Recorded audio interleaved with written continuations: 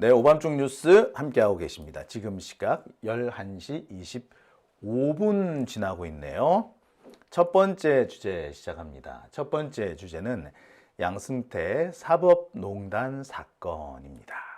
자, 양승태 사법농단 사건 기억하십니까? 벌써 7년 전에 있었던 일입니다. 2019년인가 아마 그랬던 걸로 기억을 해요. 그러니까 제가 기억하기로는 그렇습니다. 최순실 국정농단 사건 수사가 어느 정도 마무리되어 갈 시점에 양승태 사법농단 사건이 빵 하고 터집니다. 자, 이때가 어떤 때였느냐? 발단은 이탄희 판사 때문이었어요. 이탄희 판사가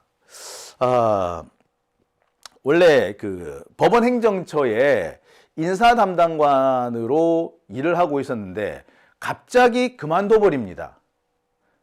왜 갑자기 그만뒀나? 가지고 설왕설래가 있던 중에 자, 이탄희 이 판사 쪽에서 그런 말을 하죠. 사법부의 수뇌부죠. 이 수뇌부에서 나한테 판사 사찰 문건을 만들라고 하더라. 그래서 내가 도저히 그거는 못하겠다 하고 그만두고 나왔다.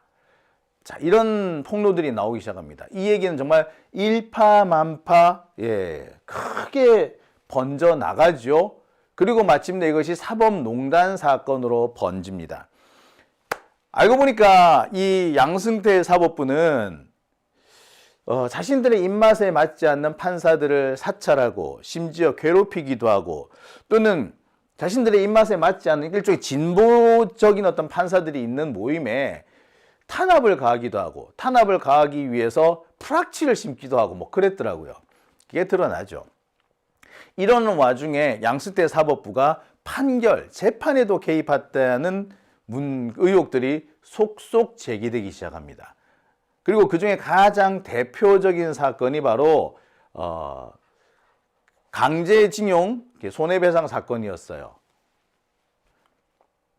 자, 그러면서 양승태가 자신의 사법 권력을 강화하기 위해서 또는 자신의 입맛에 맞는 판사들로 사법부를 꾸리기 위해서 여러 가지 비열한 짓을 해왔다, 불법적인 행동을 해왔다라는 것이 드러났고 사법부의 이익을 위해서 박근혜 정부와 일종의 거래를 했다라는 의혹까지도 드러납니다.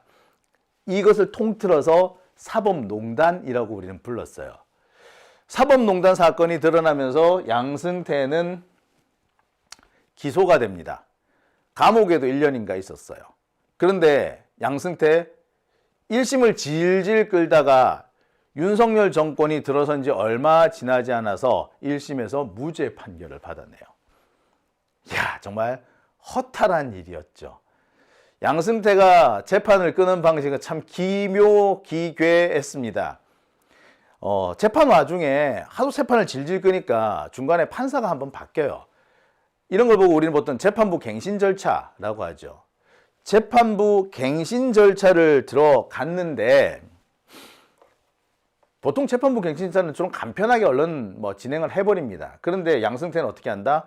아니, 재판부 갱신 절차 법대로 정석대로 진행해야 한다면서 그동안 진행됐던 재판을 그 녹음 있죠, 녹취 파일을 싹 다 재생을 해요. 증거물은 다 또 낭독을 합니다. 그 결과 재판부 갱신 절차를 하는 데만 1년 가까이 소요가 돼요. 이래저래 결국 해서 재판이 그렇게 시간이 많이 끌게 되는 겁니다. 그리고 결국 1심에서 무죄 판결을 받아내죠. 다들 어처구니 없어 했습니다. 야, 전직 대법원장이 법기술을 이용해서 무죄 판결을 받아내는 수법이라고 다들 조롱까지 했었죠. 자, 그리고 그 사건은 사람들의 뇌리 속에서 잊혀집니다. 왜? 윤석열이 들어온 거야. 지금 양승태가 중요한 세기가 아니었거든.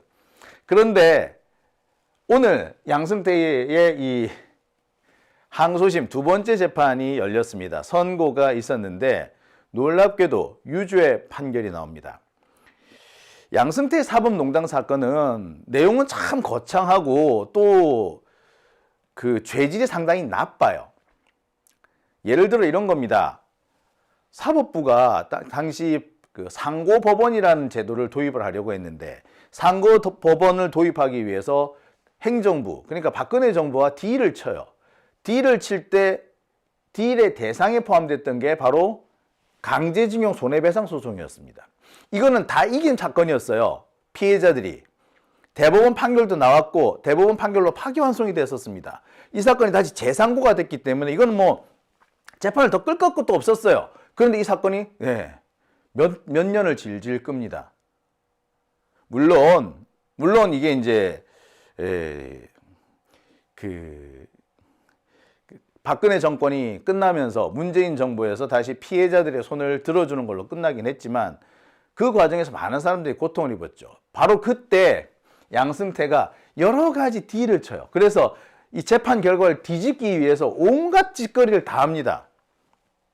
대법원장이라는 권력을 이용해서 강제징용 피해자들의 눈물을 닦아주지는 못할지언정 그 상처에 덧내기를 한 거죠. 그리고 이 사건은 여러 가지로 안 좋은 영향을 미치게 되는데요. 결국에 이 강제징용 사건에서 그 일본 전범 기업들이 직접 우리나라 이 피해자들한테 배상을 하는 게 아니라 제3자 배상 어쩌고 이런 결과를 낳게 된 겁니다. 양승태 진짜 나쁜 놈이죠.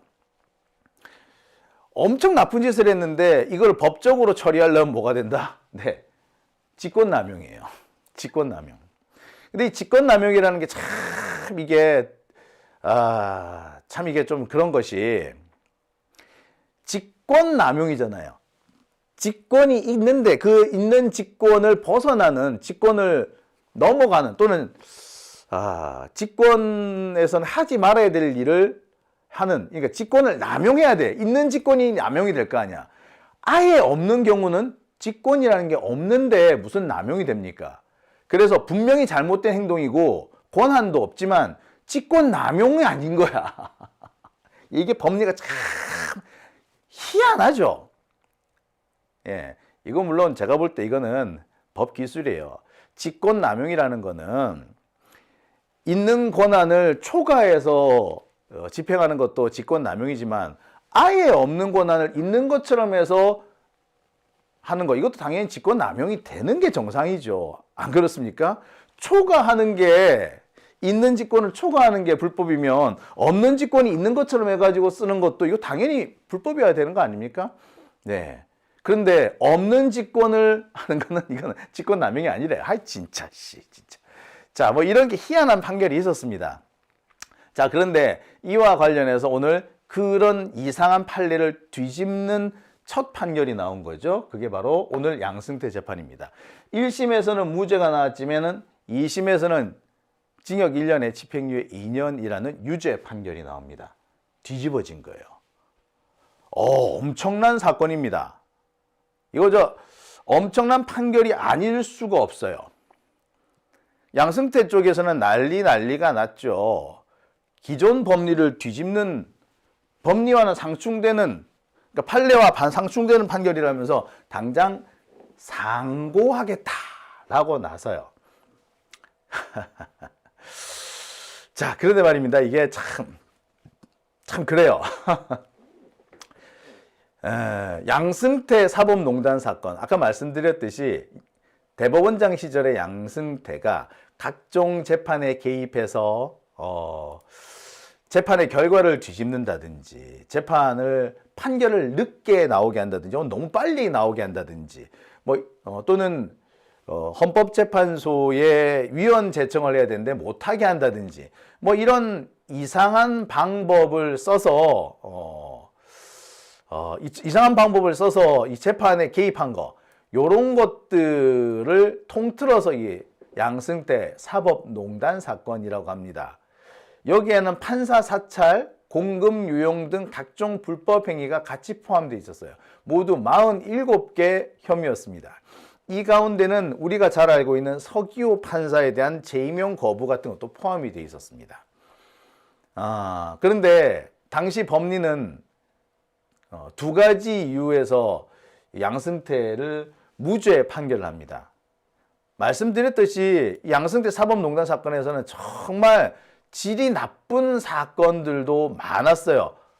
이런 걸 했단 말이야 싶은 이런 질 나쁜 사건들도 많았었는데,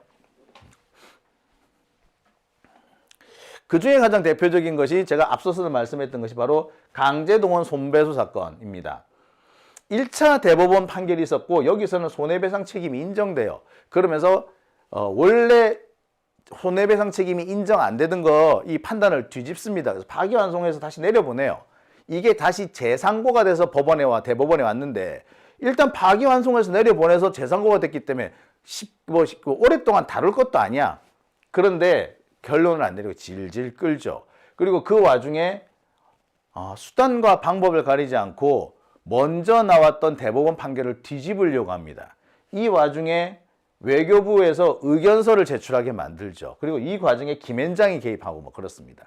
그래서 이게 김앤장과 양승태가 공범 관계로 엮여 있는 뭐 그런 사건이었던 거죠. 보면 참 김앤장 여기 안 좋은 데는 다 들어갑니다. 그죠?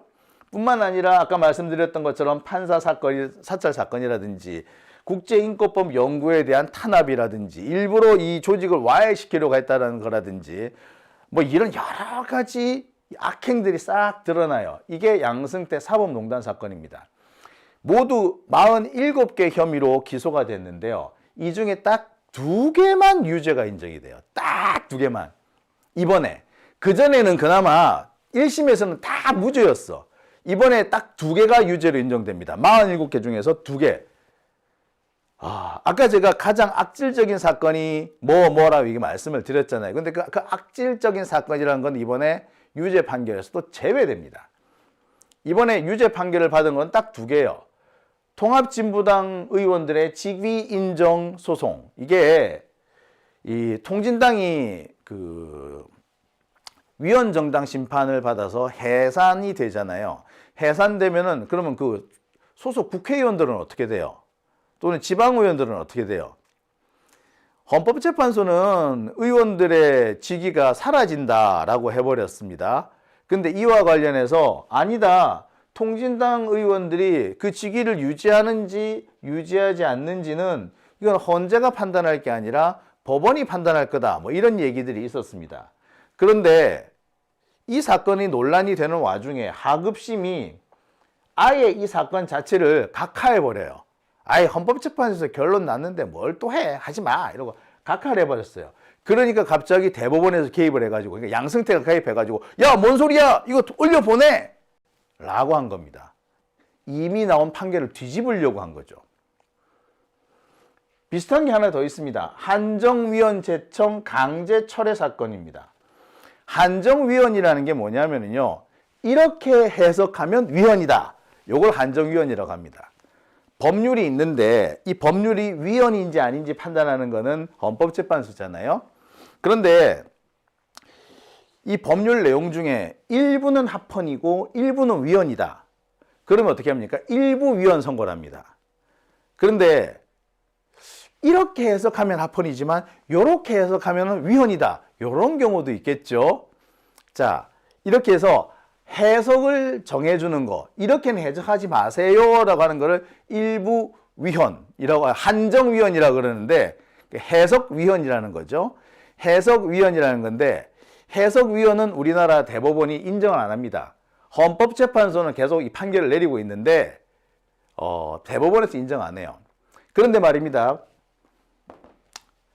한 하급심에서 한정위헌 결정을 내려달라라는 이런 제청을 합니다. 그러자 갑자기 대법원에서 퍽 들고 일어나가지고, 야, 무슨 한정위헌이야 임마, 하지마. 그래서 이미 나와 있는 한정위헌 제청 결정을 뒤집어 버려요. 자, 둘 다 이미 나와 있는 재판 결과를 뒤집었다, 뭐 이런 게 특징이 있겠죠. 이 2개만 유죄로 인정되고 나머지 47개, 그러니까 45개는 다 그냥 무죄가 돼버린 거예요. 아까 제가 말씀드렸듯이 양승태 사법부의 가장 악질적인 그 문제는 무죄가 된 겁니다. 사실 이 2건 같은 경우는 우리 국민들의 생활과는 그렇게 직접적인 연관이 되는 것도 아니고요. 이제 와서 굳이 뭐 이렇게 좀 떨떠름할 수도 있는 사건들입니다. 보기에 따라서는 헌법재판소와의 갈등이나 또는 헌법재판소와 이 위상 경쟁을 하는 이 과정에서 나온 거거든요. 어떻게 보면 크게 중요한 얘기는 아니야. 우리 시민들의 생각과는 관련 없어. 오히려 이 판사 사찰 문제라든지 아까 말씀드렸던 것처럼 이 강제동원 사건 이런 사건 같은 경우에는 뭐 국가적으로나 외교적으로나 중요한 사건이었어요. 이런 사건에 대해서 양승태가 한 나쁜 짓은 다 무죄가 납니다. 좀 이해하기 어렵죠.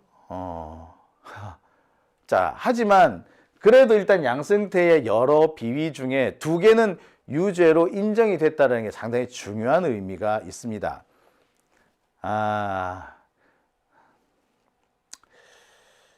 사실 진짜 중요한 거는 이번에 무죄 판결이 난 45개, 이게 더 중요한 겁니다. 이 45개 중에는 법관 인사와 관련된 내용이 많이 포함되어 있어요. 법관 블랙리스트를 만든 게 있어요. 법관 블랙리스트가 2번 드러나는데 하나는 법원 내부에서 일어난 게 하나 있고, 이게 이탄희 판사가 폭로한 거고요. 그 다음에 나중에 이제 윤석열이가 만든 판사 블랙리스트가 있었죠. 이와 관련된 거라든지 뭐 여러 가지 이 판사들이라든지 뭐 이런 것들, 이런 사람들의 인사와 관련된 내용들, 이런 부분들이 다 빠졌습니다. 특히 국제인권법 연구회 탄압 사건. 그러니까 국제인권법 연구회라고 옛날에 우리법 연구회 후신입니다. 이 인권법 연구회 진보적인 이런 판사들이 모이고 세력을 점점 키워나가자 양승태 사법부에서 이 국제인권법 연구회를 탄압을 합니다. 못하게 막아요. 그와 관련해 가지고 연구 보고서까지 만들어냅니다. 명단도 막 만들어 가지고 막 리스트 뽑고 막 생쇼를 했어. 이거 다 무죄돼요. 그 다음에 판사들이 자기들끼리 모여가지고 뭐 이렇게 뒷담화하는 카페 있죠. 이판사판이라는 카페가 있었는데 이 이판사판 카페에 대해서도 결국에 카페를 없애버리라고 압박을 넣습니다. 뭐야 이거 판사들이. 대법원장이 이런 짓 해도 돼? 이런 짓을 했어요. 근데 이 부분이 다 뭐다? 싹 다 빠졌어. 이 직권남용이 아니라는 거야. 직권남용이 아닌 이유는 일단 이 일을 하는 과정에 양승태가 반드시 직접 개입했다고 보기 어려운 대목들이 좀 있는 거야. 증거가 없다 이거지. 근데 말이 증거가 없지. 이것도 사실 보면 결론을 정해놓고 끼워 맞췄다라고 볼 수 있습니다. 어떤 사람의 행동은요, 종합적으로 그리고 전체적으로 판단을 내려야 됩니다. 그렇잖아요. 제가 도둑질을 하려고 했다고 봐요. 그러면은 그냥 덥석 물건을 훔쳐옵니까? 미리 어디를 범행 대상으로 삼을지 물색도 할 거고, 범행 방법을 고심도 할 거고, 실행을 하기 위한 범행 어떤 도구도 마련을 할 거고, 그리고 직접 그 범행을 시행을 할 거고, 그렇잖아요. 그러면 이거 뭡니까? 내가 뭐 계획을 하고 도구 사고 뭐 사전 답사하고 한 거 하나로 묶어서 하나의 범행으로 판단을 해야 되죠. 따로따로 판단하면 안 되죠. 근데 이걸 따로따로 판단하면은 죄가 될 게 하나도 없어. 아니, 범행 대상 물색을 한다. 그러면 내가 쭉 여기저기 둘러볼 거 아니야. 둘러보는 거 그 자체로 문제가 됩니까? 그렇죠. 범행과 관련돼서 도둑질과 관련돼야지 문제가 되는 거잖아요. 그런데 이거는 도둑질하고 하나의 행위로 엮어서 처벌해야 되잖아. 근데 범행 대상을 물색하는 요구만 따로 떼고 범행 도구 사는 거 따로 떼고 이래버리면 이건 범행 도구를 산 게 아니라 그냥 물건 산 거잖아요. 이렇게 떼놓고 시작합니다. 그렇게 되면은 막상 물건을 훔친 죄는 대단히 축소되거나 또는 범죄라고 보기 애매해지는 상태까지 가버리는 겁니다. 물건을 훔쳤는데 진짜로 훔친 건지 내가 착각해서 가져갔는지 애매해져 버리는 거야. 사전에 이런 범행 도구 사들이고 뭐 범행 대상 물색하고 한 거 요런 것들 다 엮어서 생각해 보면은 분명히 물건을 훔친 건데 앞에 있었던 행동을 딱 떼놓고 보면은 실수로 가져갔나? 이렇게 볼 수도 있는 거잖아요. 예. 요렇게 만드는 게 법 기술인 겁니다. 이번에 그 김건희 경우도 똑같아요. 하나의 행위, 전체 행위를, 전체를 하나로 묶어서 보고 판단을 해야 되는데, 행위 하나하나 떼놓고 보니까 범죄가 안 되는 거야. 참. 아무튼, 이건도 마찬가지입니다. 이거 다 사실 하나로 엮어지는 사건들이거든요. 이게 다 뭐냐면은 법원 내에서 진보적인 목소리가 나오고 있었단 말이야. 이 진보적인 목소리를 억누르기 위해서 한 짓거리거든요. 그럼 이게 하나로 묶어서 이게 사법농단으로 보아야 하는데, 이걸 직권남용으로 보아야 하는데, 이걸 다 따로 뗀 거야. 그러니까 직접 개입했다는 증거가 있는 것도 있고 없는 것도 있고, 직접 개입했다고 볼 것도 이게 굳이 불법이라고 보기도 어려운 뭐 이런 애매한 상황이 벌어지는 거예요. 그러니까 하나로 묶었다면 분명히 유죄가 될 건데 따로 떼니까 무죄가 돼버리는 겁니다. 이번에도 똑같은 방식이 벌어져요. 다만 47개 중에 2개는 그렇게 해도 못 빠져나가더라 이거야. 그런데 1심에서는 어떻게 빠져나갔다? 직권이라는 거는 일단 존재해야지 남용을 할 수 있는데, 존재도 안 하는 거는 남용도 못 한다. 이런 희한한 법리를 이용해가지고 무죄를 때렸던 거거든요. 근데 이게 이번에 아니다. 직권이 없어도, 권한을 남용한 거는 유죄가 된다. 뭐, 이렇게 돼요. 그러니까 지금 양성태는 이게 기존의 법리와는 배치된다고 하면서 지금 상고를 한 거고요. 아무튼, 진짜 중요한 것들은 싹 다 빠져나갔더라. 싹 무죄가 됐어요. 가장 중요한 게 바로 이 강제징용 배상 판결이라고 그랬는데요. 이 강제징용 손배수 사건 같은 경우는 강제징용 피해자들이 대한민국과 일본 전범기업을 상대로 소송을 낸 겁니다. 쭉 패소를 했는데 2012년에 승소 판결이 나요. 1, 2심 패소 판결을 뒤집었기 때문에 파기환송되는 거죠. 자, 파기환송이 돼서 피해자들이 승소합니다. 그런데 일본 전범기업들이 재상고를 해요. 그러면 이게 당연히 한번 파기환송됐던 거니까 금방 끝나야 되잖아. 심리불속행으로 끝나버려야 돼. 그런데 시간을 끌기 시작하는 거죠. 그러면서 외교부에 이 사건에 대한 부정적인 의견이 담긴 의견서를 받아오라고 합니다. 그리고 재판연구관 등을 통해서 판결을 번복할 수 있는 논리를 막 개발하라 그래요. 그리고 이런 자료들을 해당 주심 대법관한테 전달합니다. 그리고 이와 관련해서 야, 우리가 요거 뒤집어 줄 테니까 상고법은 우리한테 줄래?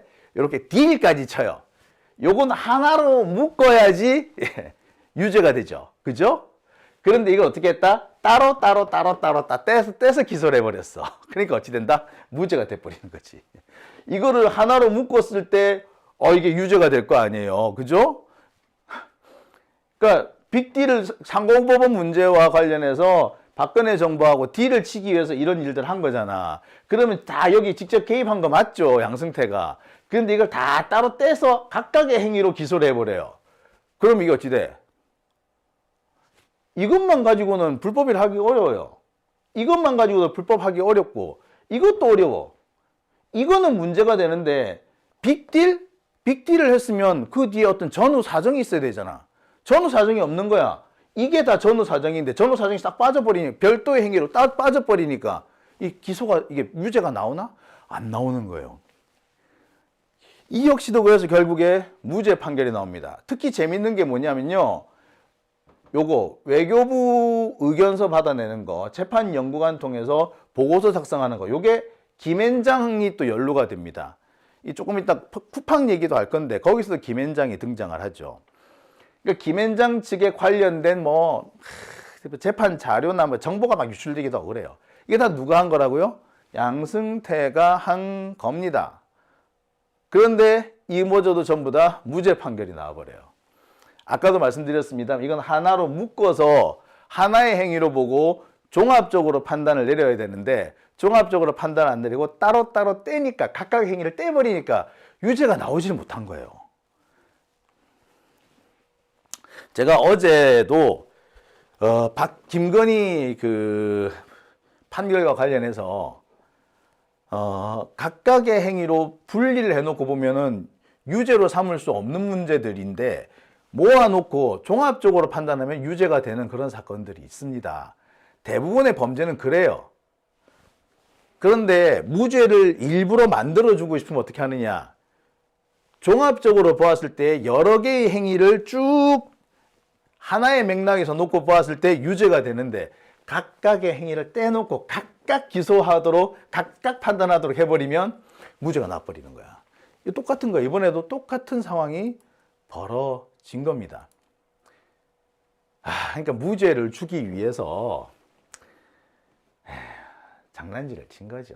장난질을 친 거지. 우인성이 한 짓이나 오늘 판결이나 똑같아. 그런데 이렇게 쪼가리 내서 무죄를 만들어 주려고 했는데 딱 두 개는 그래도 유죄가 나오더라 이거야. 그래서 그 두 개가 유죄가 된 겁니다. 그래서 우리가 볼 때 정말 중요한 사건들은 무죄로 다 빠져나가고 이거는 딱히 뭐 유죄든 무죄든 큰 의미가 없는데 싶은 것만 유죄가 나온 거예요. 그러니까 알맹이가 빠지게 되는 겁니다. 물론 이것만 보더라도 나름 의미는 있기는 해요. 아까 말씀드렸듯이 직권남용의 법리가 기존의 이 판례를 뒤집는 이런 판단이 나왔어요. 직권남용이 되려면 기본적으로 직권이라는 게 있어야 된다. 야. 없으면 직권남용이 안 돼. 그런데 말이야, 경우에 따라서 이런 경우 있지 않겠습니까?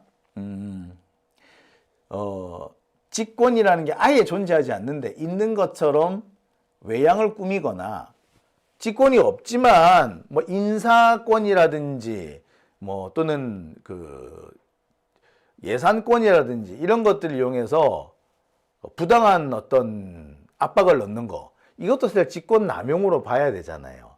근데 기존의 법리로는 이거는 직권남용이 아니었던 거예요. 직권이 없지 않냐 이렇게 되는 거야. 그런데 이번 판결에서는 직권이라는 게 존재하지 않는다고 하더라도 뭐 인사권이라든지 예산권이라든지 또는 실질적인 영향력이라든지 이런 것들을 이용해서 압박을 넣었다면, 그래서 원하는 결과, 부당한 결과를 얻어냈다면 직권남용이 될 수 있다라고 판단을 내린 겁니다. 그게 참 중요한 의미 있는 진일보한 조치이긴 해요. 하지만 전체적인 내용 봤을 때 여러분 어떤 생각이 드십니까? 아니 그거 진짜 중요한 게 빠졌다는 생각이 드시지 않나요? 정말 아쉽죠. 정말 중요한 유죄가 되어야 될 판결은 빠져나간 것 같은 찜찜함 느껴지시죠? 이게 문제라는 겁니다. 그래서 제가 알맹이가 빠졌다. 양승태 사법농단 사건 7년 만에 유죄 판결이 나온 건 정말 의미가 있고, 직권남용에 대한 기존의 판례를 뒤집은 것도 정말 의미가 있지만, 그럼에도 불구하고 정말 아쉽다. 알맹이는 쏙 빠졌다 라고 판단하는 겁니다. 네, 여기서 또 문제는 뭐냐면 이게 이제 대법원으로 가잖아요. 그럼 대법원 누가 해? 조희대가 해.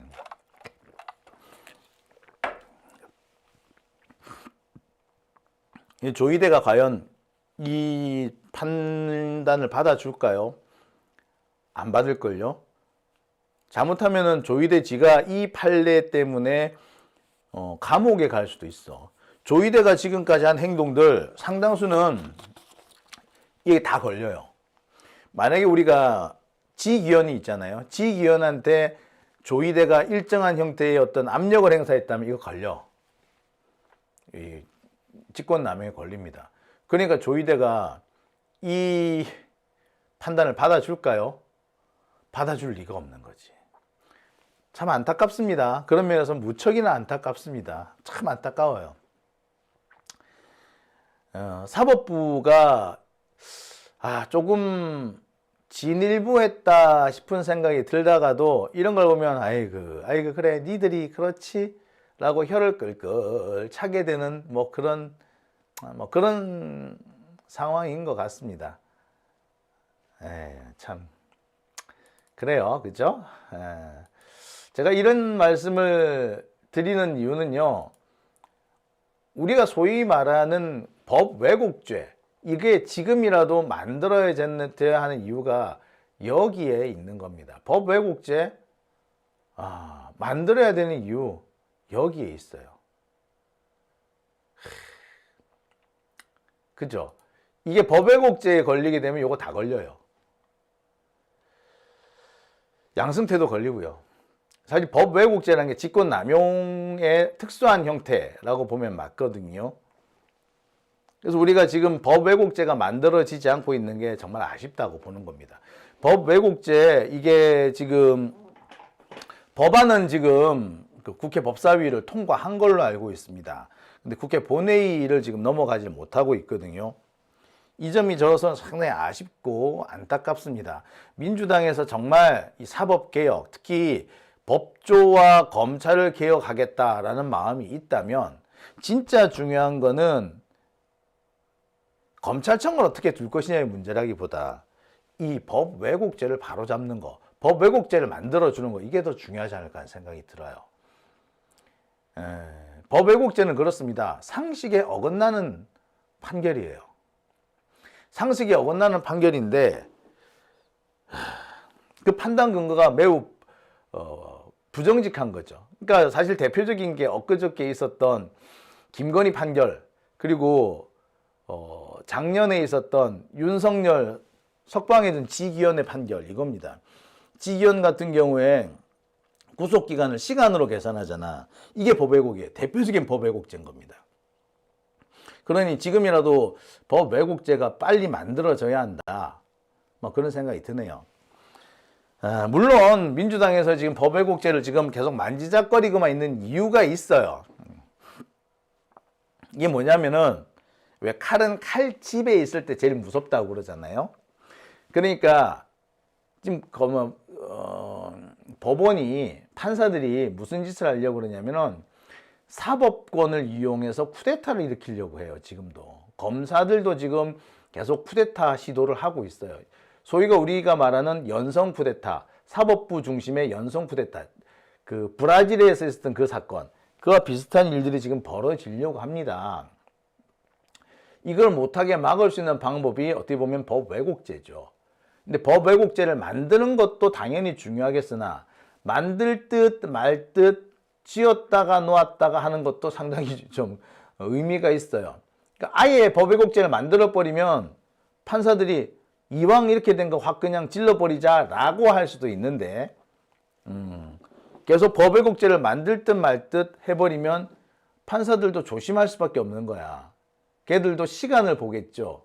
또는 뭐 분위기를 보겠지. 그래서 이 판사들이 함부로 날뛰지 못하게끔 통제하는 수단이 되기도 합니다. 지금 뭐 대법원은 판사를 늘리는 문제라든지, 또는 재판소원 인정하는 문제든지, 이것도 다 비슷한 상황인데 왜 자꾸 할 듯 말 듯 안 하고 시간을 끄느냐? 바로 이 점 때문입니다. 이 내란 재판이라든지 또 이재명 대통령과 관련된 이런 법원의 애매모호한 태도, 이런 것들을 통제를 하려면 그나마 이런 것들을 딱 결론을 내는 게 아니라 들고 있는 것도, 법 왜곡죄 입법을 하는 게 아니라 들고 있는 것도 좀 정치적인 의미가 있죠. 정략적인 의미가 있다는 겁니다. 그래서 안 하는 걸로 제가 알고 있어요. 하지만 저는 이런 판단에 상당히 중요한 그 허점이 있다고 봅니다. 법 왜곡죄를 만들면은요, 판사들이 이상한 짓거리 진짜 못해요. 판사들이 어떻게 보면은 지금 계속 뭐 우리 민주진보 진영에 대한 해코지를 하려고 재판권을 이용해서 또는 검찰권을 이용해서 해코지를 하려고 할 수 있다는 식으로 협박을 하지만, 법 왜곡죄가 만들어버리면 그 행위 자체를 못한단 말이야. 근데 어떻게 보면은 이런 그 정치 검사들, 적폐 판사들한테 우리가 휘둘리고 있는 거죠. 휘둘릴 필요가 없는데. 그런 점에서 좀 더 냉정하고 원론적인 어떤 그런 정세 분석 능력이 민주당에서 상당히 아쉽다라는 생각이 듭니다. 여기서 한 가지 제가 부탁드리고 싶은 거 늘 말씀드리죠. 민주당은요, 수계산하지 마세요. 민주당 내에서 수계산 하시려는 분들 좀 있죠. 뭐 국회의원님들 계시고 당직자도 계신데 그런 거 하지 마요. 왜? 민주당은 수계산 못해요. 수계산 아무리 열심히 해봐도 이 국힘당 애들 못 따라가요. 국힘당 애들은 평생을 그렇게 수계산만 했던 놈들이야. 좋은 대가리를 다 그런 데 놀리는 놈이야. 수계산 안 하고 살았던 우리 민주진보진영 사람들이 억지로 수계산 하려고 하면은 맨날 당해요. 그러니까 수를 따지지 말고 해야 할 일인가 아닌가 당위성을 먼저 좀 살펴주었으면 하는 바람 가져봅니다. 자, 오밤중 뉴스 함께하고 계신 지금 시각 12시 1분 지나고 있습니다.